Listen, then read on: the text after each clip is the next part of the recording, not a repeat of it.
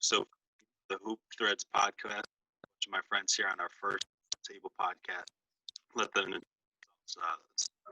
first.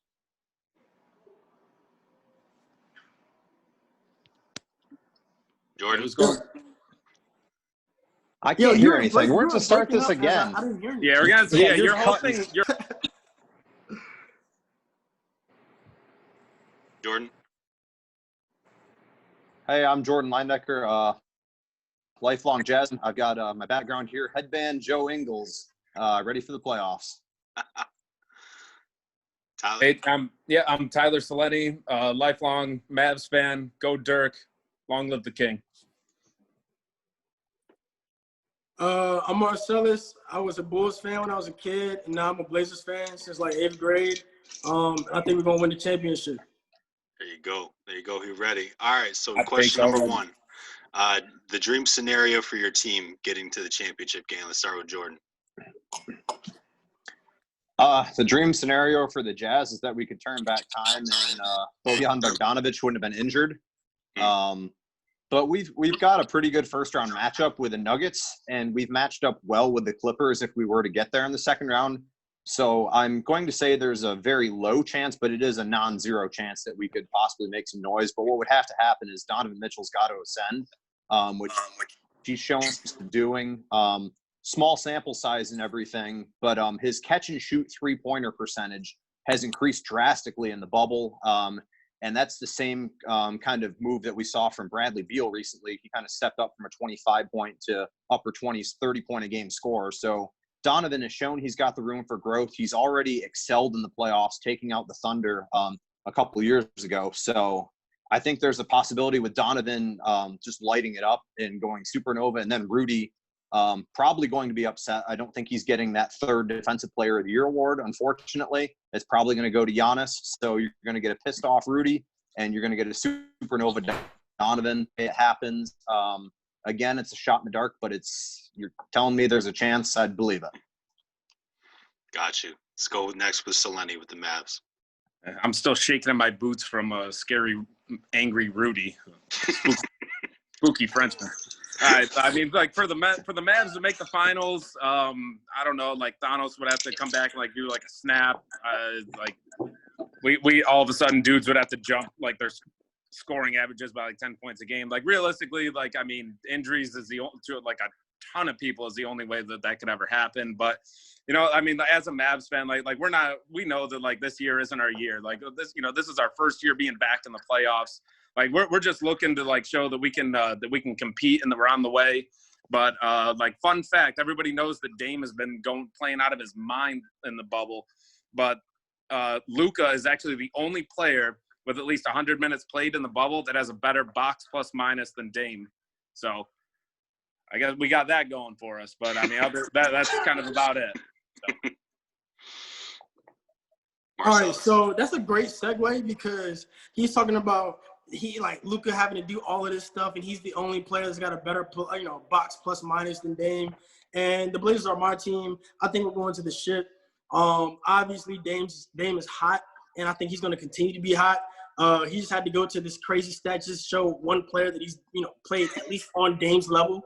Obviously, I think that we're going to smack the Grizzlies around in this play-in game. We've only got to win once.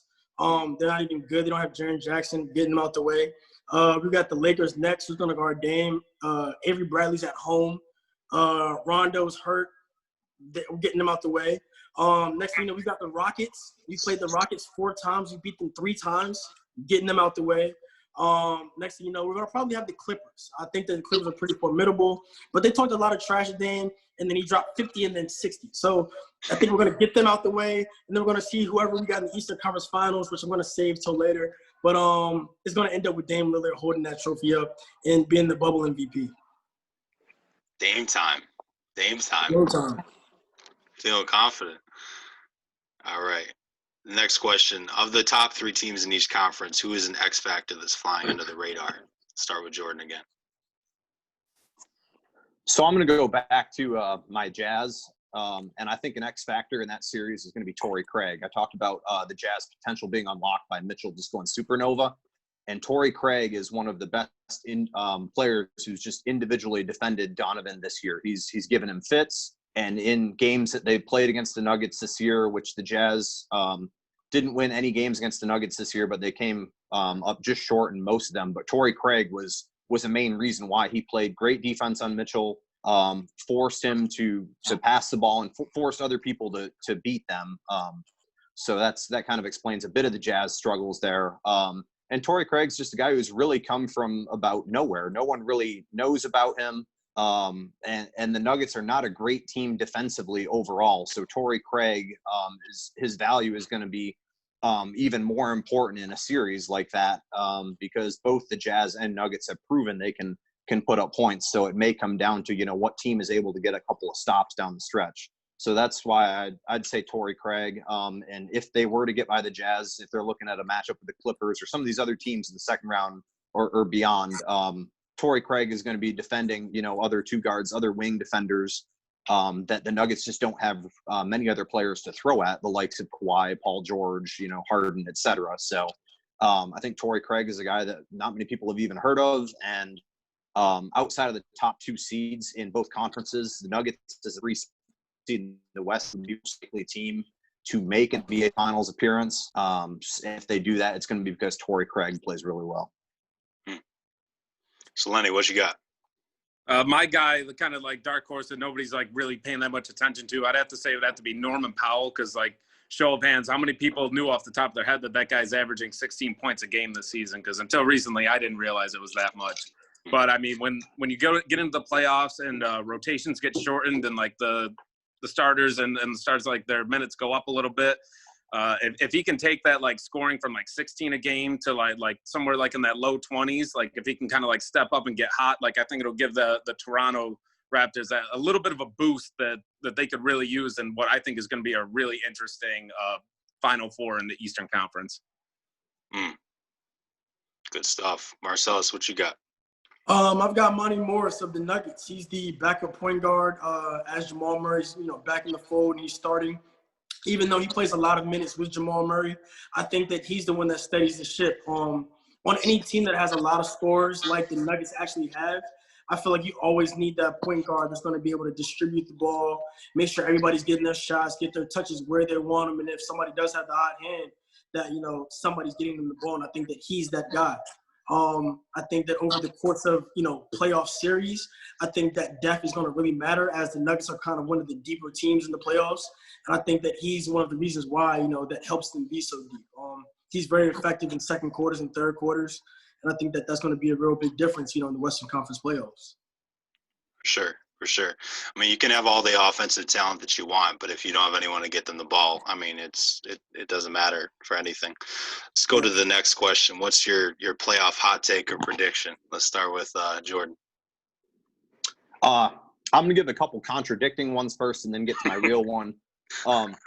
So this Thunder Rockets series is just chock full of storylines. The games are being played right now in terms of who finishes the 4 or 5 seed, which, as we've found out, home court advantage matters so much in the bubble here. So whether that really matters, you've got the Thunder and the Rockets, you got Westbrook and Harden playing against their former teams, Chris Paul, etc. So a series that's matched up two teams that have played really competitive basketball against each other. I think the odds makers are going to go with the Rockets as a favorite. They've got a little bit more star power with Harden and Westbrook on the team. But I like the Thunder to get out of that series. But I will give the caveat, if the Rockets get out of that series and they are able to beat the Thunder, they are a nightmare matchup for the Lakers in the second round, and they will take them to a Game 7. But I want to get to my Jazz, because if we're going to go with playoff hot takes here, I guess we are a 6 seed. I've got the Jazz beating the Nuggets in 6. The last time they played, not terribly relevant here, but the last time they played was about 8-9 years ago. It was Darren Williams when he was running the show for the Jazz, and we bounced the Nuggets and Carmelo in 6. And that was the same setup. The Jazz were the lower seeded team. We won on our home floor in Game 6 to avoid it going back to a 7th game. So here's a couple things that we've got going on. Bojan Bogdanovic is out. I've talked about that. But the Jazz have adapted pretty well. Their catch-and-shoot three-pointer percentage overall as a team, not just Donovan Mitchell, has been tremendous, up around 50% in the bubble, which, granted, it is a small sample. But to be able to hit three-pointers like that has got to be a big confidence booster for a team that last year, through advanced metrics, got the best shots of any team in the entire NBA playoffs in their series against the Houston Rockets. The Jazz got wide open three-pointer after wide open three-pointer and couldn't cash it in. It wasn't quite the 27 straight missed threes the Rockets had against the Warriors in Game 7 a couple years ago, but over the course of the series, nobody got shots off like the Jazz did, and that's what their offense can do. They may not always have, playmakers and cutting athleticism like a lot of other teams, but Quinn Snyder is able to design plays to get that team good open shots, high-quality shots. They're going to do a lot of that in this series. You've got Donovan, whose three-point percentages went up. Joe Ingles has always been a good three-point shooter. Royce O'Neal can do it on both ends. And you've even got guys like Georges Niang off the bench who probably won't get a ton of play, but he shoots 40% from three-point range. So if you get someone who's coming in for 8-10 minutes a game and can put 2 or 3 three-pointers down, I think that's a big deal in this series. And as I talked about before with my X factor, Torrey Craig, if the Nuggets were able to get out of this series, it's going to be because of Torrey Craig, because right now the Nuggets rank 22nd, which is dead last out of 22 teams in the bubble in defense. They have not stopped a soul. They gave up 117 points to the Raptors just the other day in a game that didn't matter. The most semblance of defense they showed was playing a Jazz team a couple days ago in a game that went to double overtime, and that is the one thing that gives me a little bit of pause. In this game, the Jazz just went dormant and it went stagnant. They hit a ton of three-pointers in that game, and as a matter of fact, they actually set their franchise record for most threes in a game in that game. But in the fourth quarter, they went cold and allowed the Nuggets to come back and force the game to overtime. But with all that said, I've still got the Jazz getting out with this series. The Jazz have done it over the last couple of years. They've beaten the Thunder in the playoffs. A year before that, they beat the Clippers in the first round. They won a Game 7 at the Staples Center. And they've got, a few of the players still on the team from that, whereas the Nuggets survived against a Spurs team last year in the first round that they were heavily favored over. So I've got the Jazz over the Nuggets at 6. I guess my hot take is crazy because I feel like my storyline is so Blazers that it just seems like I am their biggest fan, like I was born in Portland or something. But, I feel like the hot take is for the Blazers to win any games.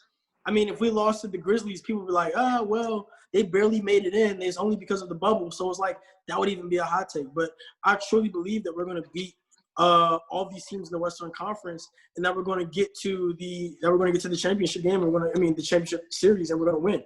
Now, at the same time, if I had another hot take that I could kind of run on, it might be that the Mavericks would beat the Clippers. That'd probably be my second one, just because of the fact that I feel like the Clippers have not been together and they don't have that unison that they really need going into a playoff series. I'm not someone that believes you can turn it off and turn it on. I feel like, just getting Montrezl Harrell back for Game 1, maybe, we're just anticipating that he's going to be back by Game 1. And the fact that, Kawhi just doesn't look like himself. And you're talking about Porzingis playing, probably the best basketball that he's played since he's, been back from the recovery. In addition to the fact that Luka's playing out of his mind, it's just like he just gets the game now. We knew that he was going to be this player, but he's that player that we thought he was going to be already. Like at the peak, like we thought he was going to be this at 25, and he's that right now at age 20, 21. So, I feel like all those things bode well in the Mavericks' favor. And if they were going to, make an upset run, it wouldn't really surprise me. Question for you, Marcellus. Right now, Dame is obviously playing out of his mind, and, Melo has had 20-point outbursts here and there. CJ's got the back issue. Who do you see kind of stepping up to make that prediction come to light? You know what I'm saying? As far as them making it to the finals, making it deep in the playoffs. Of course, everybody's going to, point to Gary Trent Jr. He's shot lights out. I think he's going to continue to shoot lights out. I think that he was going to eventually be that kind of player. Now is just the time when he's kind of arriving. But at the same time, as much as I hate to say it, I think that Hassan Whiteside is going to end up being the guy for it. I really believe in Nurkic, but I think that Hassan Whiteside is going to have some big games. I don't know what it is, and he hasn't had pretty much barely any this entire season for us. He's been the Hassan Whiteside that we all know and hate. But at the same time, I think that he's going to end up having one or two big games when it's like, you know what, that's why they got him. You know, these couple of blocks, these few rebounds, they really kind of changed the tide of the games for us. And I think that he's going to be that X factor, you know, of an X factor team. Got you. Sollenne, what you got? I mean, I got a lot of takes on like the stuff that these guys are providing, but I guess shout out to Sollenne looking like a mystery character on a video. Yeah. My camera's like bugging. I keep like tapping it. I don't know how to get it fixed. But yeah. So I mean, like my first thought is like, especially after hearing Marcellus's take about like the Blazers and the Mavs, like if they're both like, how quickly would everybody just like automatically question the validity of the playoff bubble if the Western Conference, the two LA teams get bounced in the first round? Like, there's, oh my God. Like everybody would be like, okay, so the bubble's fake, and like whoever ends up being the champion. Oh shit! What happened here? Did you start your video? Oh, wow. Technical difficulty. Sorry, but yeah, maybe like if the Lakers and Clippers, you know, two of the favorites, just get bounced in the first round, like everybody's immediately gonna be like, oh, well, I guess the bubble isn't really that legit. It's not like, you know, everybody, whoever does win, they'll be like, oh, they won in that bubble year. Remember when the Lakers and they got bounced? Like I think everybody would just question it if that were to happen. I mean, I'd love to see it because, like, you know, go Mavs, but it ain't gonna happen, man. It ain't in the cards for us. Like we're just I really wanted us to be able to either move up to the 6th seed or have the Nuggets move up to the 2 seed, because we're just the Clippers are such a bad matchup for us, because really Luka is what drives what you know makes this engine go. And like they got Kawhi, Paul George, and Beverly that can all, and I guess you could even throw in Marcus Morris as a solid defender. So like, I mean, they've got just so many options of guys you can at least just throw at Luka, and if you slow him down, we crumble. Like, in order for Luka for us to pull this upset, like Luka has to be playing out of his mind. And I mean, like, I get it, Porzingis is balling lately, but like we're just not quite there, because we also don't have defensively the guys who can contain. Like, we have Dorian Finney-Smith who can kind of hang with Paul George and Kawhi, but I mean that's one of them. Like our next best like perimeter guy like that gets like significant minutes is Tim Hardaway Jr. And I mean, how scary do you think he is defensively? Like, with all due respect to him, but like you know, we just don't like it's just not a good matchup for us.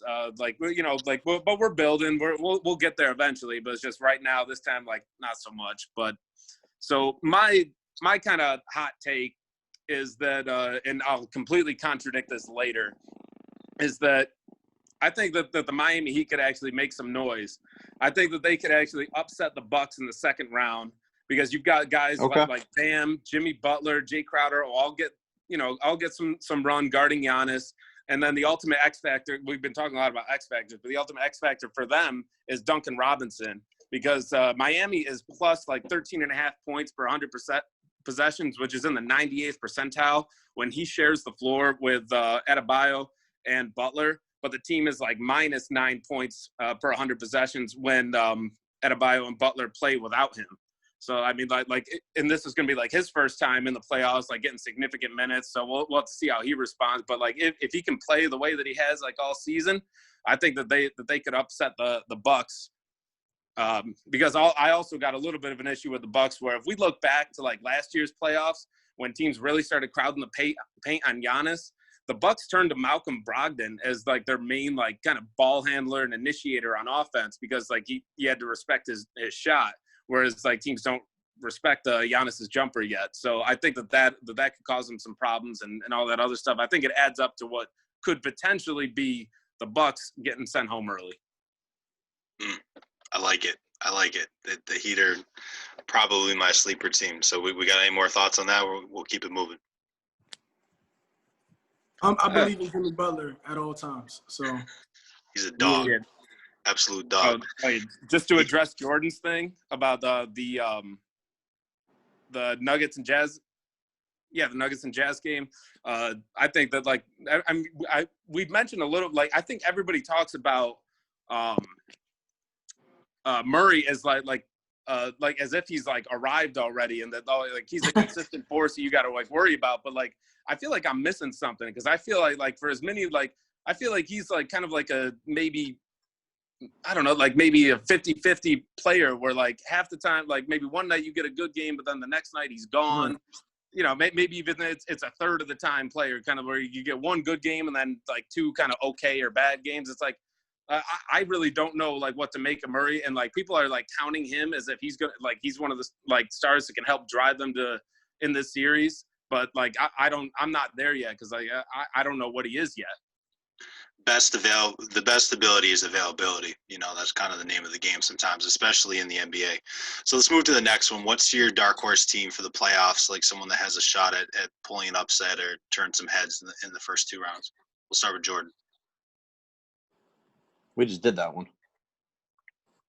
My fault. Give me your conference finals and NBA finals prediction. I got chalk going through. I've got the top two seeds getting by Bucks Raptors in the East. So rematch from last year, and then the Battle of LA, and then the conference finals. I don't see any teams overall that I feel have a realistic chance. I believe in the Nuggets a little bit, but I do think they have a tough first round matchup that even if they get through would tire them out enough before they match up with the Clippers in a semifinal matchup. And I just think the top four teams are clearly delineated mostly because of star power, the Raptors being the one notable exception. But they showed they could win it all last year. I mean, granted, they had Kawhi, but the Raptors are just a team that's incredibly well coached, and they've been overachieving for the last 5 years. I know we did a look at the preseason a year or two ago, and they were the one team for the last 3 years. I had looked it up. They had beat their Vegas or under win total for each season. They were the only team in the NBA that had done that, and I'm pretty sure they did that. Well, they would have done this year without the bubble and everything. They're a very good team, regardless of whether they have necessarily a superstar. But I think this playoffs is just going to further cement Pascal Siakam's ascent to superstardom. So yeah, Bucks, Raptors, Lakers, Clippers. Got you. What you got, Marcellus? As you know, I've got Blazers, Heat in the finals. I think that the Heat are built to win a championship. I feel like they have all of the pieces that you need. They've got shooting. They've got good guard play. They've got bigs. They play great defense. And I think that Jimmy Butler's maybe not a superstar, but he's in that caliber of player that can, be the lead guy on a championship team. So I feel like that would be my team to, be the dark horse to at least make a championship run. But at the same time, I feel like the Blazers are a dark horse. I've already said that I feel like the Grizzlies are baby food for us. Anytime that you kind of, it's cold outside and you drive somewhere, you run in the house real quick, you leave your car on, and then you get right back in it. It's almost like I feel like that's what it's going to be like playing against the Grizzlies. It's not like we're really having a challenge. We're just leaving the car warm. We're going to roll right through them. We're going to get to the Lakers. I have no clue who's going to guard Damian Lillard. I don't think that they have a clue either. He's going to torch them for 40 a game. We're going to roll through them, and then we're going to get to the Rockets. Like I said, it's probably going to end up being Russell Westbrook. Hopefully he's healthy by then so we can really see a good matchup. We're going to smack them around because he can't guard Damian Lillard. And that's really what I'm rolling on. As you know, I'm rolling on Damian Lillard. And I feel like they don't have a big that can even hold Nurkic's jockstrap. So now you're going to throw him in there. You got Whiteside that's going to end up scoring a lot of points because of the fact that they're being guarded by P.J. Tucker and, Daniel House or whoever else they got that's going to try to be a big man. And then we're going to end up getting to either the Clippers or potentially the Mavs if my second dark horse pick, ran well. Let's go. But regardless, I think that the Blazers are going to end up getting to the finals where we beat the Heat. But I think that I'm going to have two dark horses in the finals, and hopefully Vegas works with me on this one. Tyler, I got something for you.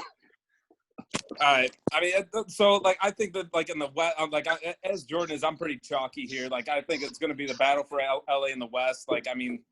Just looking at kind of round by round, I think that the Blazers are going to have the problem with the Lakers of who's guarding Bron. That's kind of been their Achilles heel all season is that they don't have wing defenders. Who would have thought that losing Al-Farouq Aminu was going to be so important? But here we are. I think that and then after that, I think they'll probably play Oklahoma City, because I got them winning that next round. And then from there, like, who does Gallinari cover? Does he cover AD because they like to play a center, so he plays 4? So you got Gallinari on him. Or what if the Lakers decide, you know what, let's really have some fun, put AD at center and put Bron at the 4, and now all of a sudden Gallinari's got to guard him. Like, that was going to be quick work. The Clippers, I mean, I already addressed why I think that they'll beat my beloved Mavs, but then, like, in the next round, like, the Nuggets would have, like, who I think will ultimately beat the Jazz. I think that they'll have, like, the same problem that we have with the Clippers, where we just don't have enough guys that can lock down their perimeter guys like Kawhi, Paul George, and Lou Williams. Like, they have guys who can, like, they can throw at him, but I mean, don't underestimate, like, how Gary Harris and Wilton Barton are a little bit banged up coming into these playoffs. But yeah, so I think that they're not going to be able to lock them down. And then when we get to the conference finals, while I think that LeBron and AD are kind of like the better, like, duo, I think that the gap between them and, like, the Clippers top duo and, like, their supporting cast, I think that the Clippers are, like, their supporting cast is just so much better than the Lakers supporting cast to kind of make up for that, like, slight difference. So, and I mean, if that's not enough, like, insert that little gif of, like, LeBron's reaction when he sees Kawhi Leonard is checking into the game back when he was, I mean, so for that reason, I got the Clippers getting to the finals. And then in the East, I feel like the early rounds, like, it's going to be relatively chalky there. But I think it really gets interesting in those second round matchups where, like, like I mentioned before, where I do think that there is a path where the Heat could pull this off and beat the Bucks. Although, honestly, like, give me the Bucks.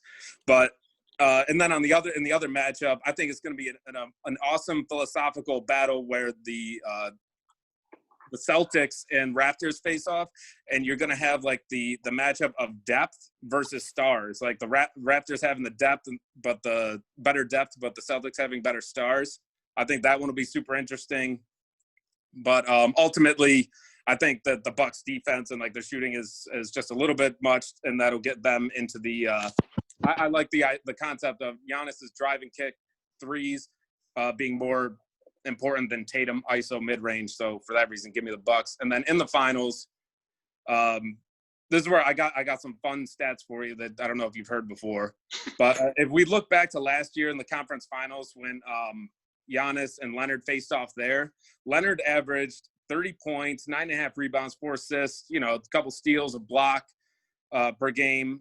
And although Giannis's numbers were down, like, a little bit compared to where he usually is, with about 23 points, 13 rebounds, and 5 assists a game. But most significantly, when Kawhi was guarding him, Giannis was 7 of 20, so 35% from the field. And the Bucks scored 99 points in the roughly, like, 100 possessions that Leonard was guarding Giannis, which is, well below, like, their usual level of efficiency. And, like, if you're able to, like, knock off their offense like that, I think it's going to be pretty significant. So for that reason, Clips in 6. At the beginning of the season, I took Bucks Lakers, and I still think it's going to play out that way. Even though I do like the Miami Heat. We've been giving them a lot of love on this podcast, but I just think their mix of perimeter defenders and with some of the elite shooters they have in the wing, and then this could be Bam's coming out party. I just think right now the Bucks have a more balanced team. They've had a pretty terrible showing so far in the bubble. I think they were 3-5 if memory serves. So I think the Bucks will still get by them. In 2008, the Celtics really struggled down the series, down the end of the season. They were resting a lot of their guys, and guys were out of shape and not really feeling their roles, but they put it all together, and I think the Bucks can still do that. But I still think it's going to be LeBron's year. As far as, the guy looks like he's in tip-top shape right now. The guys around him, we got to give him his flowers eventually for making, revitalizing all these careers, in Cleveland, in Miami, and now in LA, some of the guys that they've picked up. I want to talk about the Celtics real quick, though, and kind of get your guys' thoughts on it, because, I think that they might get by the Sixers. I think people are sleeping on the Sixers now that Simmons is out, and I think one of their biggest problems during the regular season was, the Joel Embiid and Ben Simmons thing.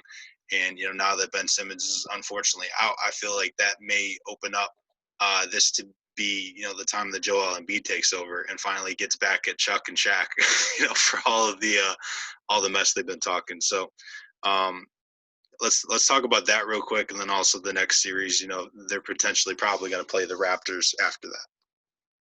What you guys got?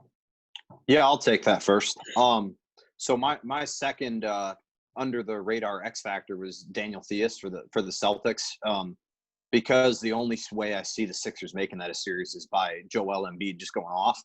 And I haven't seen any recent injury updates. I don't know what the severity of that was, but it seems like he was going to hopefully be okay for the playoffs.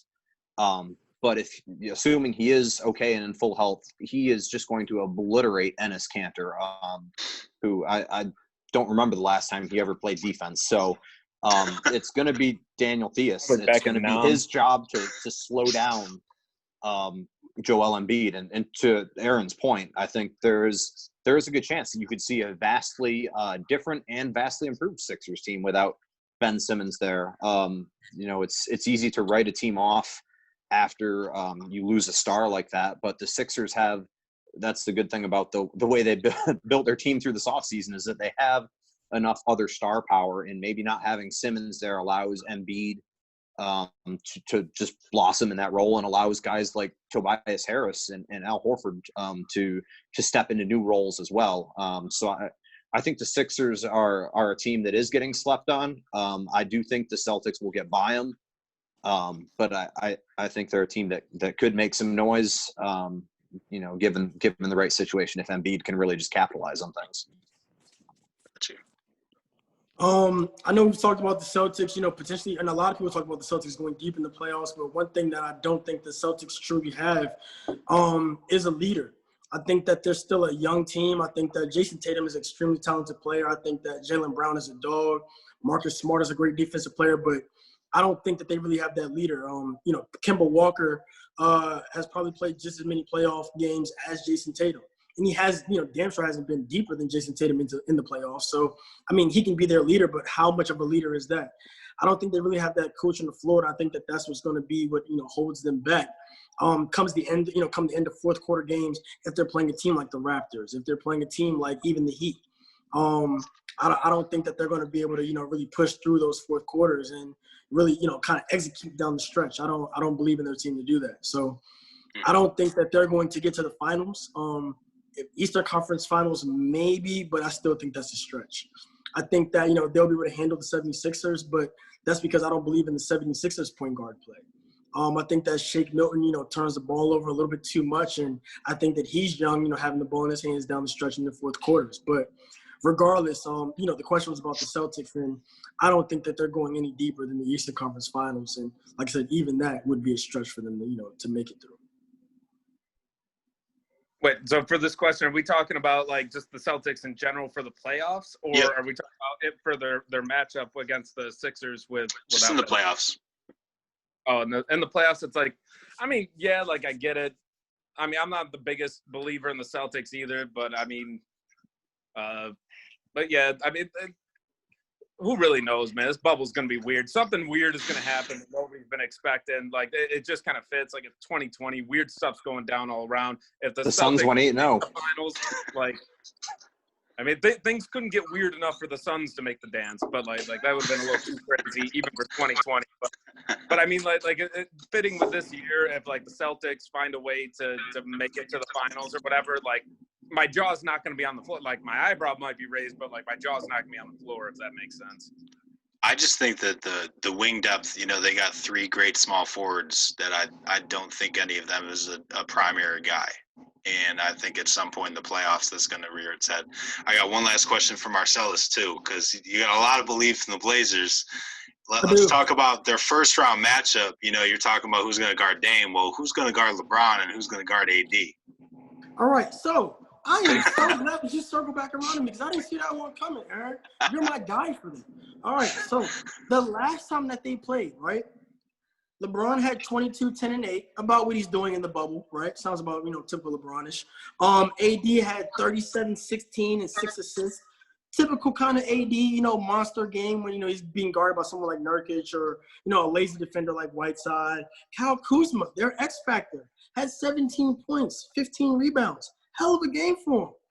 That's what you would want for Kyle Kuzma, right? Rondo played. Avery Bradley started. Danny Green had 5 points.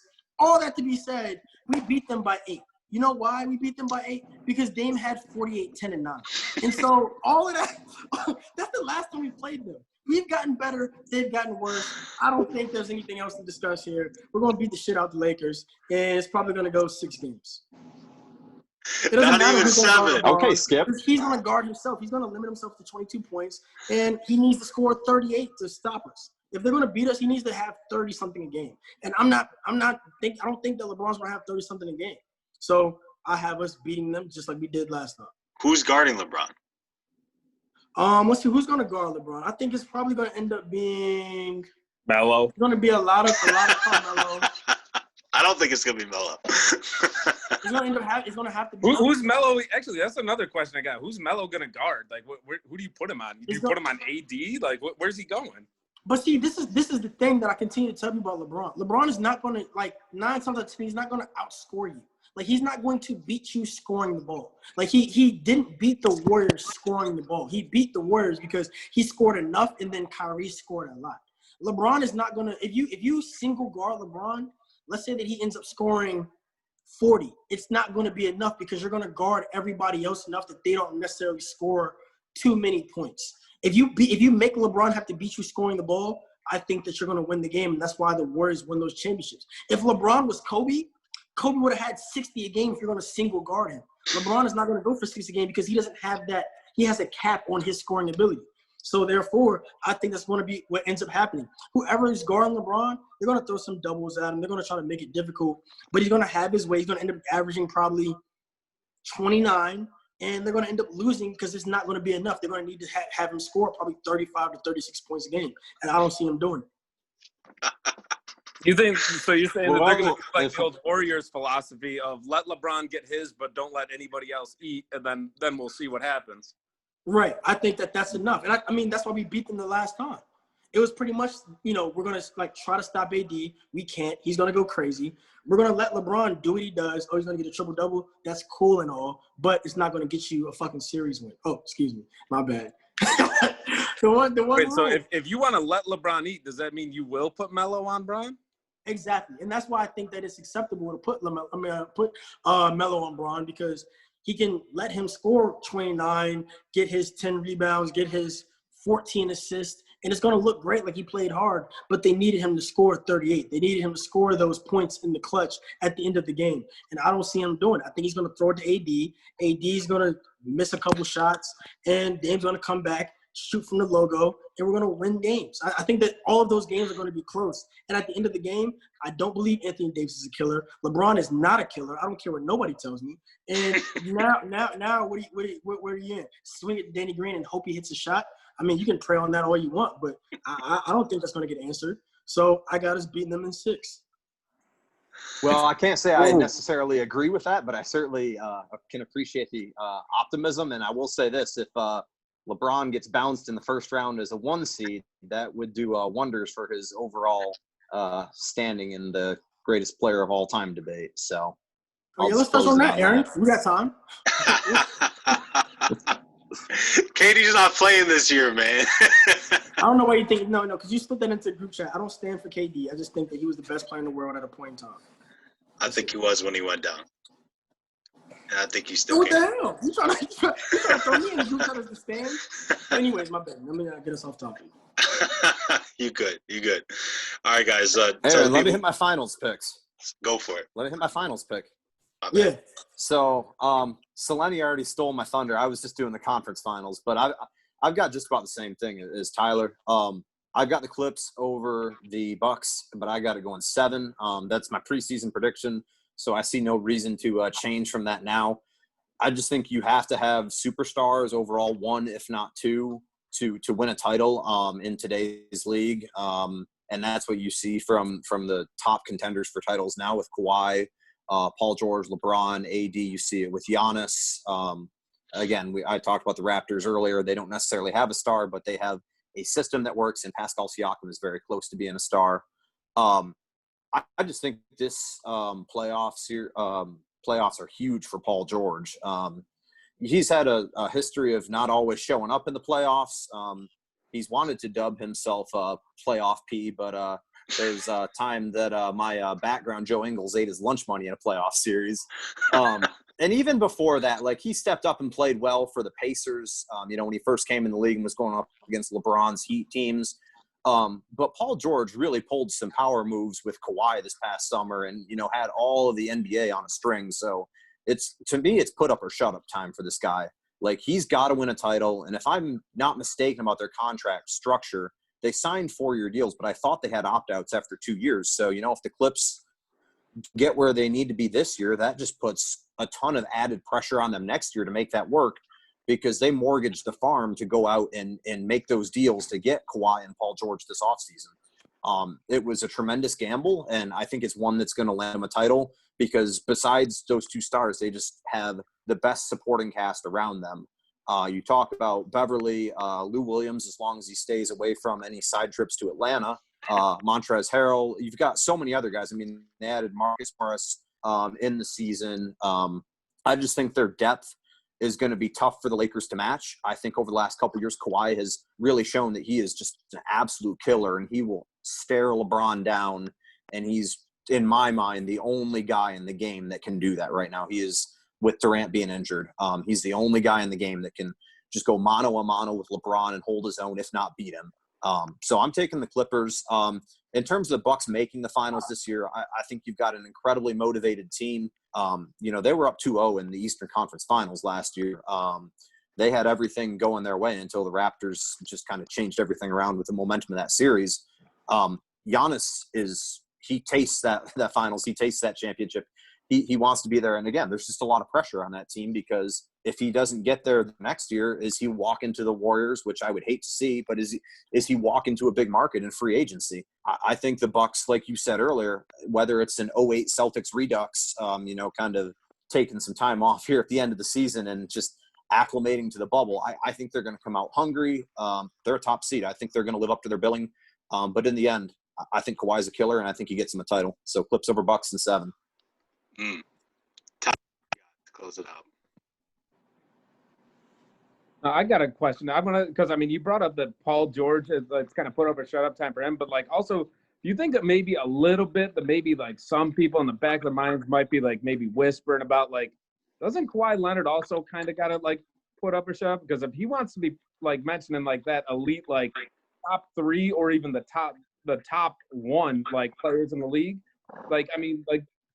doesn't he kind of have to go off and really show off again this year, kind of do it again this year like he did last year? Because people will look back last year and be like, oh, well, the only reason he won is because everybody on the Warriors got hurt. So otherwise he wouldn't have got that race. So do you think that maybe some people are thinking that? It's fair. Sure, maybe some people are. I don't think it's an opinion that I would have, nor do I think it's really a fair opinion. The guy reps New Balance shoes. I don't know that he necessarily cares about being viewed as, the top 1 or 2 player in the league. He had a historic playoff run last year, and he took the Raptors to a title. I do think there's pressure when you sign on to a super team like the Clippers and you recruit Paul George to go there. I think there's tremendous pressure on the Clippers. It was clearly a move that was made so they could win, the famous not 1, not 2, etc. They want to win multiple championships. So there's a little bit of pressure there, but I don't think it's anything like what Paul George is handling, because what has Paul George ever done in the playoffs? He's made an Eastern Conference Finals or something? He takes game winners in the eye. That's about all he's done.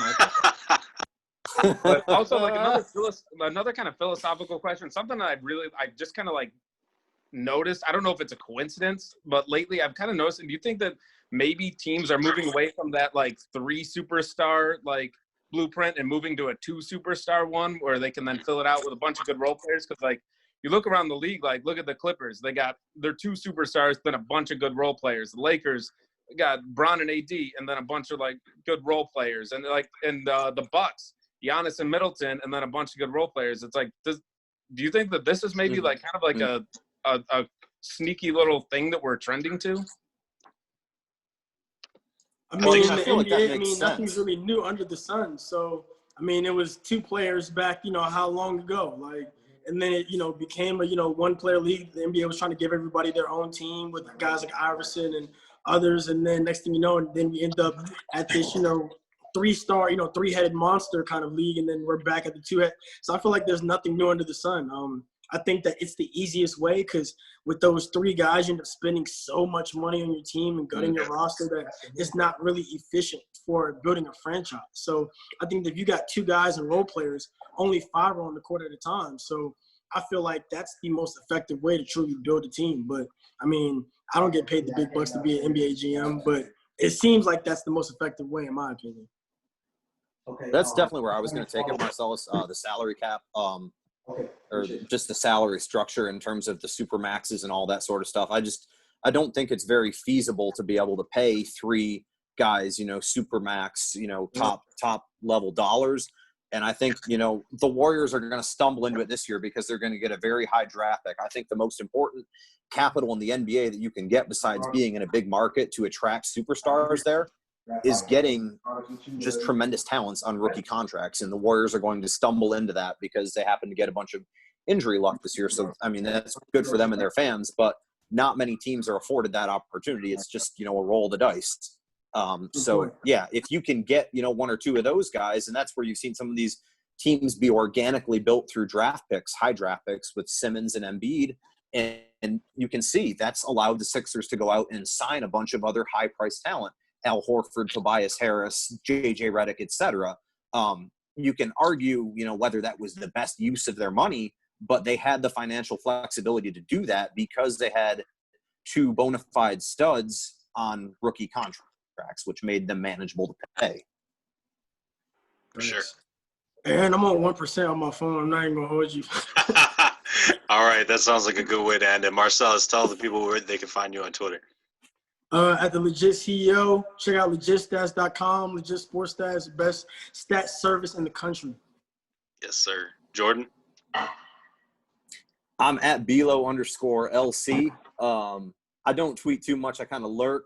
But I'm gonna hit you with one last stat that I lost on that whole Jazz Nuggets series that I wanted to drop out there. Because I like to present both sides of the story. Mike Conley's wife is pregnant, and she is expecting. The due date is on what would be Game 6 of the Jazz Nuggets series, August 27th. So just something to consider if you're trying to think how that series is going to play through. Mike Conley might be making an exit from that series as it kind of reaches its conclusion. So that's what I got. Good one. Sollenne, what about you? I think that series might be over before that kid comes out. But you can find me on Twitter at TSOLLENNE if you want to bother with it. I don't really tweet much. I also kind of lurk, like maybe if you're sitting on the toilet, gives you something to do. But that's about all I use Twitter for. All right, guys, this is fun. We got to get together maybe midway through the playoffs or after it's done. Appreciate the time. All right, take it easy, Good boys. deal. All right, Go y'all. Mavs. All right, John. Giannis, we got a spot for you. Come through.